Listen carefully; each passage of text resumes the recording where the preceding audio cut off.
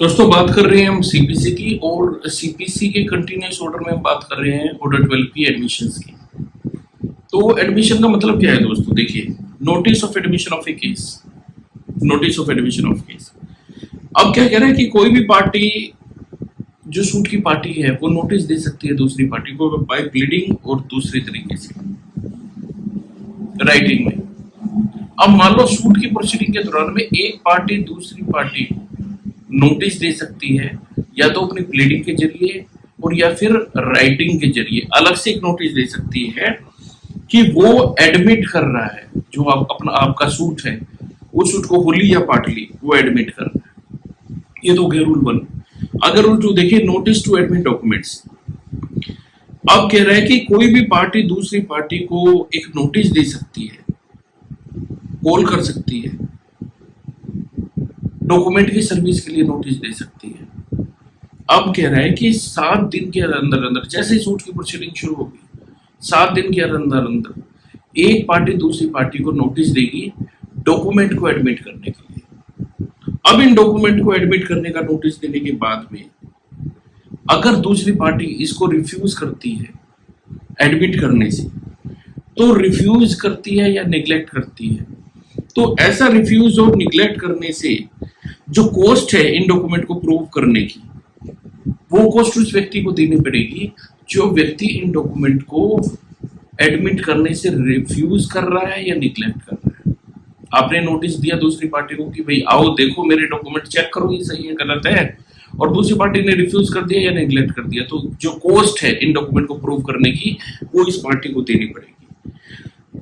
अब चाहे इस केस का रिजल्ट कुछ भी हो, तो कोई भी जो कॉस्ट है इन डॉक्यूमेंट को प्रूव करने की वो अलाउ नहीं की जाएगी। अगर आपने नोटिस नहीं दिया था, अगर आपने बिना नोटिस दिए पार्टी को पता है कि मुझे डॉक्यूमेंट को एडमिट करना है डिनाई करना है, अगर आपने नोटिस नहीं दिया और आपको लगा कि भी नोटिस का एक्सप्रेस जरूरी नहीं है, तो तब तक कॉस्ट का ऑर्डर नहीं किया जाएगा। आगे देखिए, to a document to be deemed to be admitted if not denied after service of notice to admit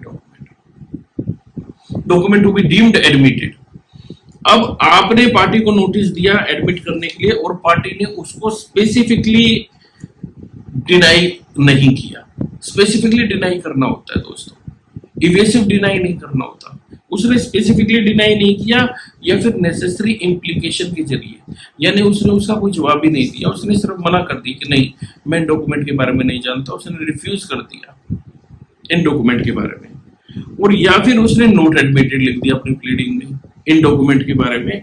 तो जो पार्टी है दूसरी पार्टी, इस पार्टी की एप्लीकेशन पर कोर्ट क्या समझ जाएगा कि ये जो डॉक्यूमेंट है ये डीम्ड एडमिटेड है। अगर आपने डॉक्यूमेंट की एडमिशन का नोटिस दूसरी पार्टी को दिया और दूसरी पार्टी ने इसको स्पेसिफिकली डिनाई नहीं किया, नेसेसरी इम्प्लीकेशन से डिनाई नहीं किया, तो ये डॉक्यूमेंट डीम्ड एडमिटेड समझे जाएंगे। मगर डीम्ड एडमिटेड समझे जाने के बावजूद भी अगर कोर्ट को ये लगता है तो वो अपने रीजन रिकॉर्ड करके रिक्वायर कर सकती है कि कोई भी डॉक्यूमेंट जो एडमिटेड है या प्रूव्ड है वो एडमिशन के अलावा किसी दूसरे तरीके से भी साबित किया जाए।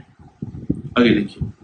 जहां पर पार्टी ने अनरीजनेबली निगलेक्ट या रिफ्यूज किया डॉक्यूमेंट को एडमिट करने से सर्विस का नोटिस मिलने के बाद में, तो कोर्ट उसको डायरेक्शन दे सकती है कि वो दूसरी पार्टी को कंपनसेशन दे इसके लिए। Form of notice. अब इसका फॉर्म कैसा होगा इस नोटिस का, जो नोटिस का आप दे रहे हैं दूसरी पार्टी को डॉक्यूमेंट को एडमिट करने के लिए, उसका जो फॉर्म होगा वो अपेंडिक्स सी के फॉर्म 9 के अनुसार होगा। 3A में देखिए, power of court to record admission. अब क्या होगा कि अगर आपने कोई नोटिस भी नहीं दिया, रूल 2 में आपने नोटिस नहीं दिया दूसरी पार्टी को डॉक्यूमेंट को एडमिट करने के लिए, तो केस की किसी भी स्टेज पर कोर्ट दूसरी पार्टी को कह सकती है डॉक्यूमेंट को एडमिट करने के लिए, डिनाई करने के लिए। अगर जो दूसरी पार्टी है चाहे वो पार्टी एडमिट करे या रिफ्यूज करे या निगलेक्ट करे, तो कोर्ट इनका रिफ्यूजल, एडमिशन और निगलेक्शन इन सबको रिकॉर्ड कर लेगी, और ये कोर्ट अपनी मर्जी से कर रहा है, आपके नोटिस की जरूरत नहीं है या नोटिस नहीं दिया आपने उसको। आगे देखिए, नोटिस टू एडमिट फैक्ट। अब क्या कह रहा है कि कोई भी जो पार्टी है वो राइटिंग में नोटिस देकर किसी भी समय 9 दिन पहले केस की हियरिंग की स्टेज पर अब केस की हियरिंग होनी है, उससे 9 दिन पहले कोई भी पार्टी एक नोटिस दे सकती है और किसी भी व्यक्ति को सूट के पर्पज से यह कह सकती है कि आप इसके फैक्ट को एडमिट या डिनाई करो।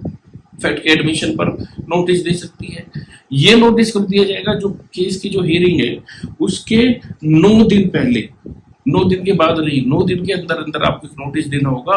कि अब आप डॉक्यूमेंट के एडमिशन के लिए नोटिस नहीं दे रहे, आप फैक्ट के एडमिशन के लिए नोटिस दे रहे हैं। तो 9 दिन के अंदर अंदर आपने एक नोटिस सर्व किया ऑपोजिट पार्टी को कि आओ इन फैक्ट के बारे में बताओ।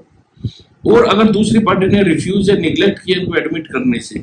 इस नोटिस को मिलने के 6 दिन के अंदर अंदर या फिर उतने टाइम में जो कोर्ट ने अलाउ किया, आपने 9 दिन के अंदर नोटिस दिया,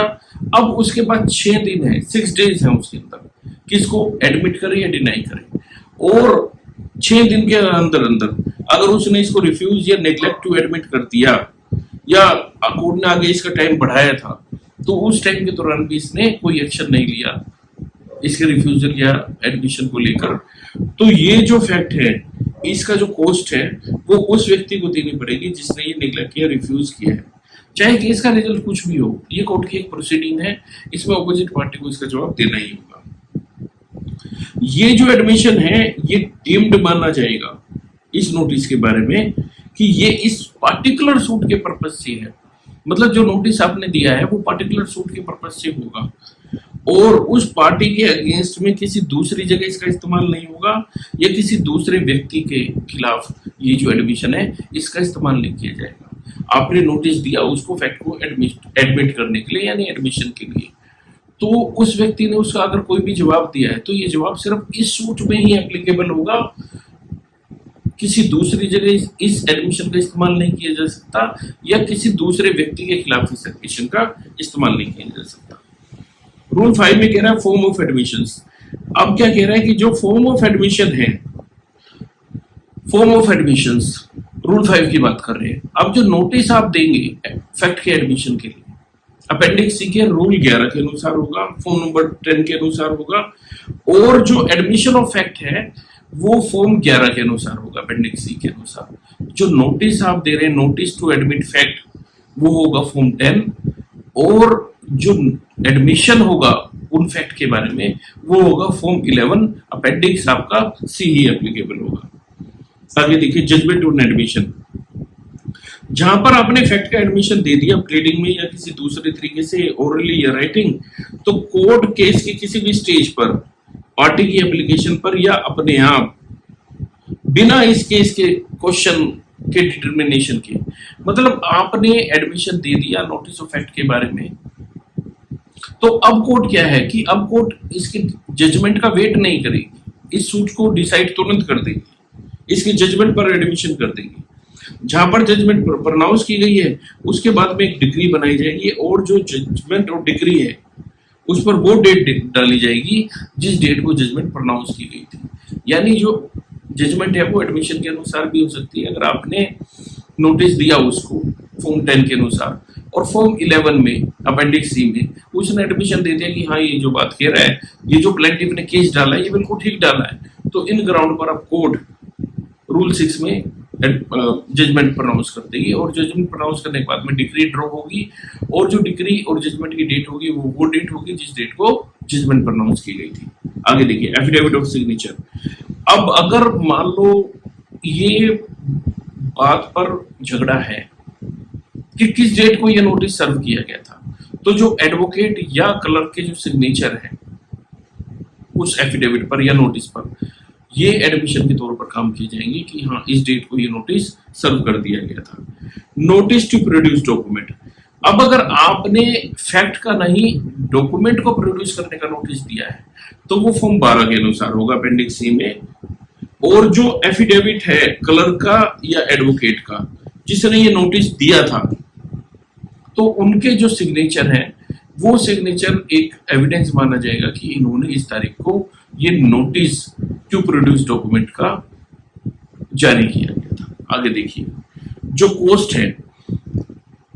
अब जो कोस्ट है नोटिस टू एडमिट और प्रोड्यूस डॉक्यूमेंट की जो नेसेसरी नहीं है वो उस पार्टी द्वारा दी जाएगी जिसने ये नोटिस दिया था। अब अगर आप ये समझिए कि नोटिस नेसेसरी नहीं था मगर फिर भी आपने नोटिस जारी कर दिया, तो इस नोटिस की कॉस्ट उस व्यक्ति द्वारा दी जाएगी जिस व्यक्ति ने ये कॉस्ट दी थी।